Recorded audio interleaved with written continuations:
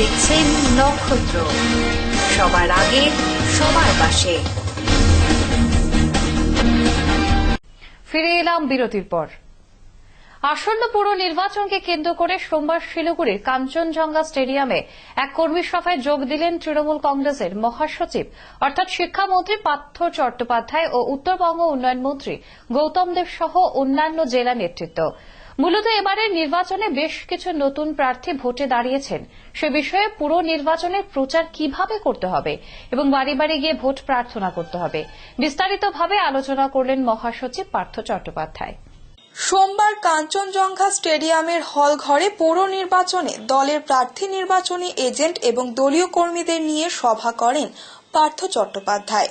এছাড়াও এই সভায় উপস্থিত ছিলেন জেলা সভাপতি গৌতম দেব ও অন্যান্য নেতৃবৃন্দ। সভায় পার্থবাবু কর্মীদের উদ্দেশ্যে বলেন, নির্বাচনে প্রশাসনের কোনো সহযোগিতা নেবেন না, যা হবে মানুষের ওপরেই ছেড়ে দিন। একটি বাড়িতে 10 থেকে 15 বার যাবেন এবং প্রতিটি মানুষের সঙ্গে যোগাযোগ রাখুন। ইস্তাহারের পাশাপাশি গত 4 বছরে রাজ্যে বিশেষ করে শিলিগুড়িকে কেন্দ্র করে উত্তরবঙ্গে যে উন্নয়নমূলক কাজ হয়েছে তা মানুষের কাছে তুলে ধরুন। কলকাতার পরে শিলিগুড়িকেই নির্বাচনে দল সবচেয়ে বেশি গুরুত্ব দিচ্ছে বলে পার্থবাবু জানান। প্রাথমিকভাবে কর্মীদের সাথে নেতাদের সাথে কথা বলতে এবং ফার্স্ট হ্যান্ড একটা ইনফরমেশন নিতে যে কি ধরনের প্রচারে তারা যাবে, কি ধরনের কাজকর্ম করা যাবে, কি ধরনের কাজকর্ম করা যাবে না। এবং আমরা খুশি যে গত বছর আমরা অনেক লড়াই করেছিলাম, যারা আমাদের থেকে অক্সিজেন পেল, আমাদের সেদিনকার সহযোগী পার্টি, তারা পরবর্তীকালে মেয়র পদপ্রার্থীর সময় তাদের উত্তরবঙ্গের নেতাদের কথা শুনে শিলিগুড়ির মানুষের ইচ্ছাকে তারা সম্মান জানায়নি। আমরা এবার এককভাবেই 47টি ওয়ার্ডে শিলিগুড়ির পুরসভায় প্রার্থী দিয়েছি এবং মানুষের কাছে আমরা একদিকে যেমন উন্নয়নের কর্মকাণ্ডের কথা বলা, তেমনি আমাদের একটা রোডম্যাপও আছে শিলিগুড়িকে কি করে একটি আধুনিক শহরে পরিণত করা যায়। এবং সেই দিকে লক্ষ্য রেখেই আমরা একদিকে রোডম্যাপ শিলিগুড়ি পুরসভার, আর অন্যদিকে সার্বিকভাবে মমতা বন্দ্যোপাধ্যায়ের নেতৃত্বে যে কর্মকাণ্ড, যে উন্নয়নের কর্মকাণ্ড, যার স্বাদ উত্তরবঙ্গের মানুষ, বিশেষত এখানকার শিলিগুড়ির মানুষ এবং দার্জিলিং এর মানুষ থেকে, ডুয়ার্সের মানুষ থেকে প্রভাবিত করেছে, আমরা এই দুটোকে সামনে রেখেই মানুষের কাছে যাচ্ছি।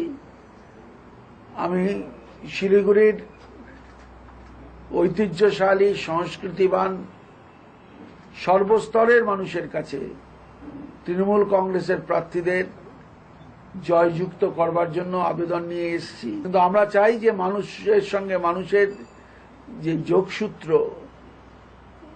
ম্যান টু ম্যান কন্ট্যাক্ট সকলের সঙ্গে করতে হবে। এরপর শিলিগুড়ি জার্নালিস্ট ক্লাবের সাংবাদিক সম্মেলনের শুরুতে তৃণমূল মহাসচিব পার্থ চ্যাটার্জির নাম না করে প্রাক্তন পুরমন্ত্রী অশোক ভট্টাচার্যের পুরভোটে প্রার্থী হওয়া নিয়ে কটাক্ষ করেন।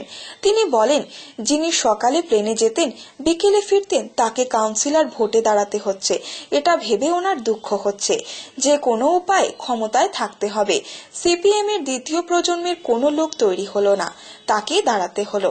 যার একটি সংস্থার প্রধান হওয়ার কথা, সে এখন সংস্থার প্রথম সারির অফিসার হতে চলেছেন। আমার এটা ভেবে দুঃখ লাগছে এই কারণে যে যিনি সকালে যেতেন ট্রেনে, বিকেলে ফিরতেন ট্রেনে, প্রায় অধীশ্বর হয়ে দাঁড়িয়েছিলেন, তাকে এখন কাউন্সিলর হিসেবে দাঁড়াতে হচ্ছে। মানে যে কোনো উপায়ে ক্ষমতায় থাকতে হবে। আরে 5 বছর 10 বছর না ক্ষমতার বাইরে থাকলেন, তাদের ক্ষতি কি? 34 বছর তো ক্ষমতা ভোগ করেছেন, তারপরেও দাঁড়াতে হবে। তার দ্বিতীয়র কোনো প্রজন্মের লোক তৈরি হলো না, তার পরবর্তীকালের কোনো লোক তৈরি হলো না, তাকেই দাঁড়াতে হবে। এক অদ্ভুত সিচুয়েশন, এবং এই সিচুয়েশনে আমি মনে করি সিপিএম এর এই যে সাংগঠনিক দুর্বলতা, সেই দুর্বলতাকে মানুষের কাছে পৌঁছে দিতে হবে। যার একটি সংস্থায় প্রধান হওয়ার কথা, সে এখন সংস্থার প্রথম সারির অফিসার হতে চাচ্ছে। এ তো ভাবা যায় না। এতকাল ধরে মন্ত্রী বলে উত্তরবঙ্গ কে না আমি আছি, এখন বলছে কে না ওয়ার্ডে আমি আছি। উত্তরবঙ্গেও নেই, শিলিগুড়িতেও নেই, একটি ওয়ার্ডে চলে গেলেন। তো সুতরাং এই যে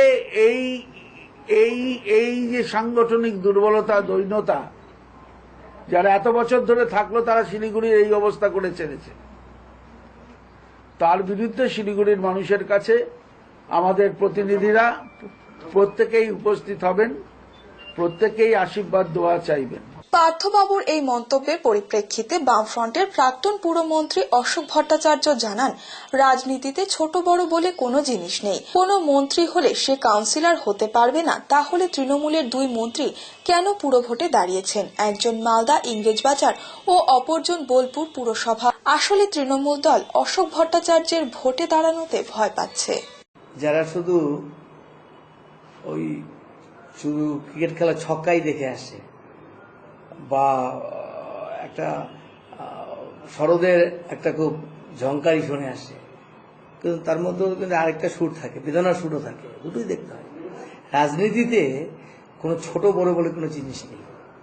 কেউ মন্ত্রী হলে সে কাউন্সিলর হতে পারে, তা তো হতে পারে না। তো সুব্রত মুখার্জি তিনিও তো মন্ত্রী ছিলেন, তাহলে উনি কেন কাউন্সিলর হলেন?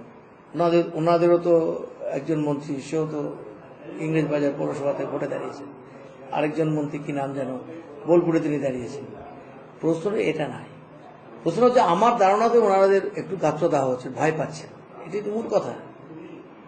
আমার ধারণাতে ওনারা ভয় পাচ্ছেন, এই কথাটা বলে ফেললি হয়। শুরু আবার কি রাজনীতির আবার নতুন শুরু করাটা কি? রাজনীতিতে কমিউনিস্ট পার্টি করতে গেলে মন্ত্রী হতে হবে, কাউন্সিলর হতে হবে, কোনো কথা আছে নাকি? মেয়র হতে পারেন, কোনো কথা আছে না। যে কোনো কাজই রাজনীতি মানে জনসেবা, আর জনসেবা যে কোনো ভাবেই করা যায়। এরা এই পার্টিটা একটা বিকৃত রুচির পার্টিতে পরিণত হয়েছে, এইটা মানুষ দেখছে। এগুলি তো এবারে নির্বাচনে তো এগুলি ইস্যু।